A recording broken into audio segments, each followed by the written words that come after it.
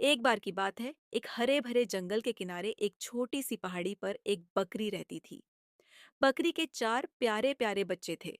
वह अपनी माँ से बहुत प्यार करते थे और हमेशा उसके साथ खेलते रहते थे। हर दिन बकरी अपने बच्चों को घास के मैदान में लेकर जाती थी, जहाँ वे ताजे हरे घास खाते और खेलते। बकरी ने अपने बच्चों को हमेशा सिखाया था कि वे जंगल में दूर न जाएं और किसी अजनबी से बात न करें। उसने कहा, अगर कभी भी कोई खतरा महसूस हो तो तुरंत घर लौट आना। एक दिन बकरी को दूर गांव में कुछ काम से जाना पड़ा। जाने से पहले उसने अपने बच्चों से कहा, बच्चों, मैं थोड़ी देर के लिए जा रही हूँ। दरवाजा बंद रखना और जब तक मैं वापस ना आ जाऊं, किसी के लिए दरवाजा मत खोलना। अगर मैं आऊंगी तो एक खास गाना गाऊंगी, जिससे तुम मुझे पहचान सकोगे। बकरी के जाते ही चालाक भेड़िया, जो बच्चों पर नजर रखे हुए था, दरवाजे के पास आया।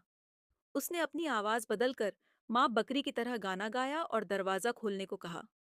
लेकिन सबसे बड़े बच्चे ने कहा, तुम हमारी माँ नहीं हो, तुम्हारी आवाज तो बहुत भारी है। भेड़िया समझ गया कि उसकी चालाकी काम नहीं आई, तो उसने अपनी आवाज पतली करने के लिए कुछ पत्थर निगल ली। अब वह फिर से आया और फिर से गाना गाने लगा।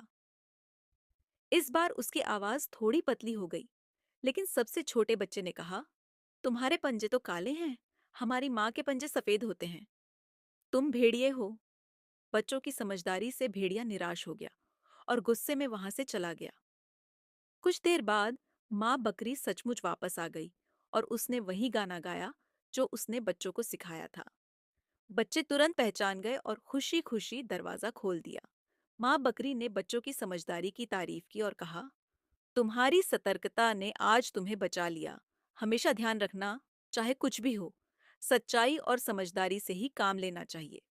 और इस तरह बकरी और उसके बच्चे खुशी खुशी साथ रहने लगे। कभी भी अजनबी की बातों में न आते हुए।